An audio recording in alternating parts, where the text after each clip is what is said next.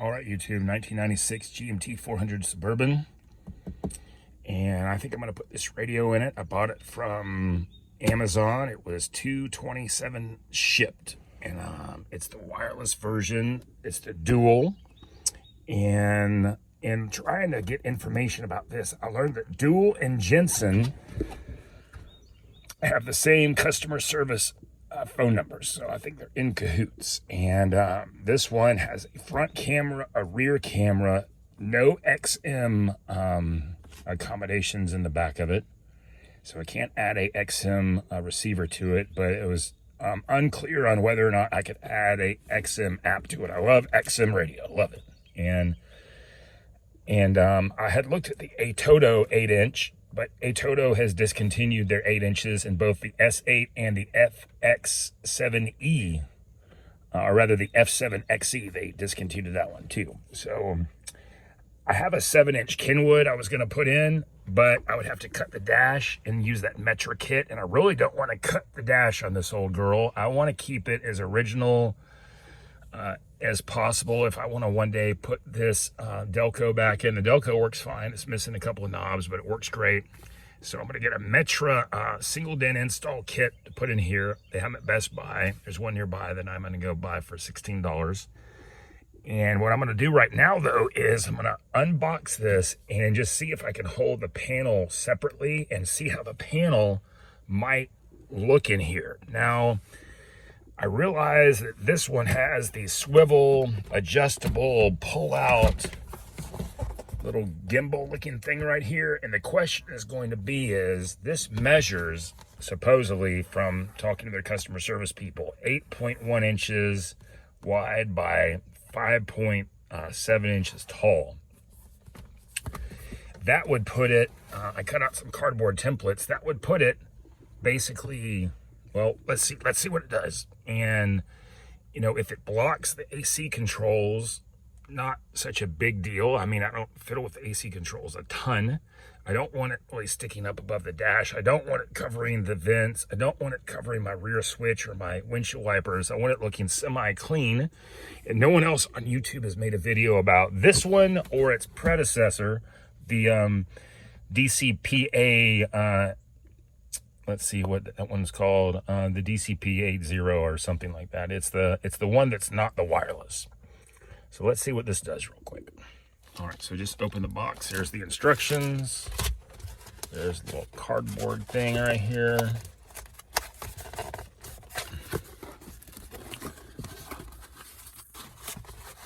Imagine that's some sort of,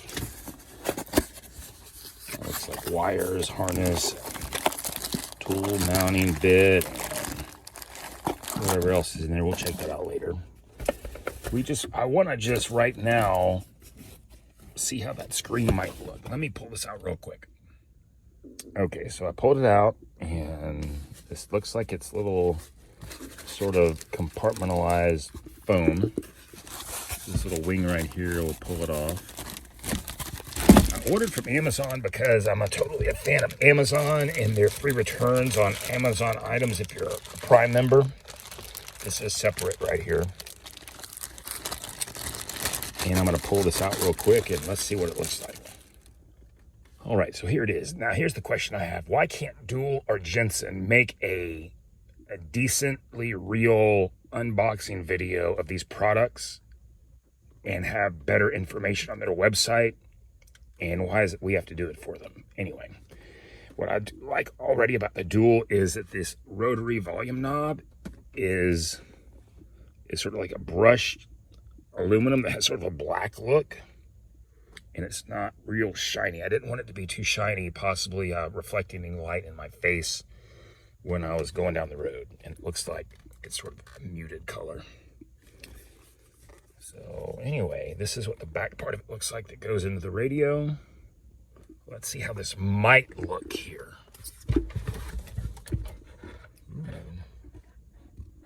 Okay.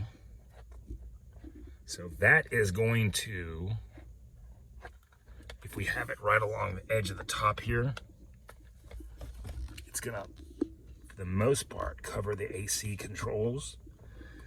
But is that worth it to have a better viewing area than the than the 7-inch models that are the in-dash business, that at least on these versions with the 1.5-inch didn't require cutting the dash. I don't want to cut the dash. I don't want to order the new Metra, the new bezel that they have. For some reason, Metra has made the whole thing black. And there's all these people online on my favorite website, GMT-400, where they'll paint it, but then the paint doesn't quite match the trim. And so I don't want to use that product. You'd think Metra could, knowing that most Suburban interiors are either going to be blue, burgundy, tan, or gray, that they would have an option, but they don't. They're just all molded black. So anyway, I realized that this part of it is going to be mounted in here, and then this portion, likely right here, will be in the receiver. There's the hole for it right there. And so this will stick back a little more. The thing is just already looking at it, this is going to mount roughly in the middle, see? And you can see this adjustability right here. Let's see how we can just slide that. Okay, so that ratchets in such a way that it would ratchet down. That's nice. I don't know if there's enough clearance when it's ratchet. I mean, I just want enough clearance so that when it's slid all the way up, and right here, see, see, there you go. That would give me, I don't know if y'all can tell that, but if this is roughly mounted in the middle, and this is slid up all the way, that gives you access to the AC controls, which, I mean, honestly, I don't know about y'all, but these AC controls are very simple. And so what I do is I usually just kind of, during the winter, I have it sort of cranked on hot heat, and I'll drive along, and sometimes, you know, when it gets real hot, I'll dial it back, which I could do by just kind of putting my hands up under here and doing this. And then during the summer months, I usually have it cranked all the way on max cold, running like this. I really don't use these adjustments very much. But if I could have just enough adjustment with this head unit screen to slide up and access this when I need it, and then basically slide it back down so it's not, I just don't like the look of these. Me personally, just my opinion, I don't like the look of it where they stick out over the dash. I want it sort of like in line with the dash. I looked at the join. Dito Cordana has an excellent review about the Join 8.8 and how it mounts in really well. But those units are $409. They do not have a front camera. They only have a rear camera.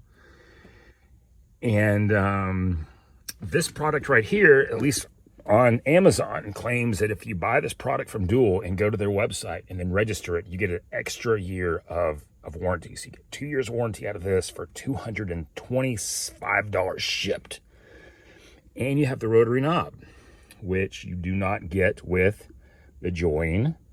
You do not get with the Kenwood 7-inch. You do not get with the A-Toto. And of course, like I said, A-Toto, for unknown reasons, discontinued their 8-inch models. The 10-inch, in my opinion, is too big for my needs. The 7-inch is too small. I measured this. The screen size of this is right at 8 inches, which is a little bit bigger than my small iPad. And I think this is going to look really good. I'm pretty sure I'm going to install this guy, or at least install the kit and then mount it in, not wired up, and see how it looks then. But I'm going to post this on YouTube right now, just for people who possibly are thinking about this product and looking at it. And I'm going to read through the directions and see what it says about adding any apps, and see what it possibly talks about there. Talking to their customer service was, well, it was difficult, because many times when I called, I just got their voicemail. It's like, you've reached Dual Electronics Jensen's Excel. They also mentioned the name Excel customer service line. Please leave a message and we'll call you back. And I was like, you know, that's not very convenient. It's like trying to get a hold of the cable guy. Let's look at the manual real quick. Also, I do want to mention before I look at the manual that this does not have any sort of ports around the edges, see? that we might need to get a hold of or reach. And the rotary knob seems to be real smooth on it on the front, which I like.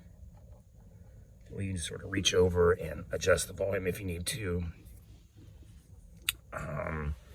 Looks like this is some type of these buttons here. I like that there's a voice assistant. Looks like that is pushing for on and off, which might be nice if you just want to turn it off real quick. And I'm really intrigued by this. I like the way this looks. I really like how that looks right there. If that fits in reasonably close and allows it to where it can just clear, like by pushing it up, be close to this and just clear it, reach the controls, pop it down, and I think we got a winner here. Also, I wanted to mention the Jensen version, the CAR813.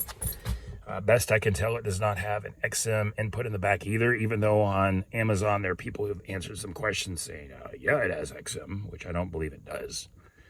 The Jensen version is $319. It's $100 more, and for what reason, I don't know. And you'd think they'd have better information on their website, but they don't. Also, I want to show this. I could not find this on their website actually spelled out this way, but look at this. It has the RDS tuner. That is not the same as HD radio, but that is where it presents the information of the channel you might be listening to on AM or FM and what is possibly playing. So like my wife's Jeep, for example, has RDS, and when you're driving down the road and listen to a Georgia football game or something or whatever you're listening to, it'll show the score in the screen, which is really nice. That's a really nice feature of this. Also really nice is the rear of it has a USB, and also the USB charge on it is 2.1 amps. So it's not the old-timey version where it's just one. Let's see, 240 watts, 60 watts per channel times 4. Screen size 8 inches. Apple CarPlay wired and wireless. Anyway, this has some real appeal to it.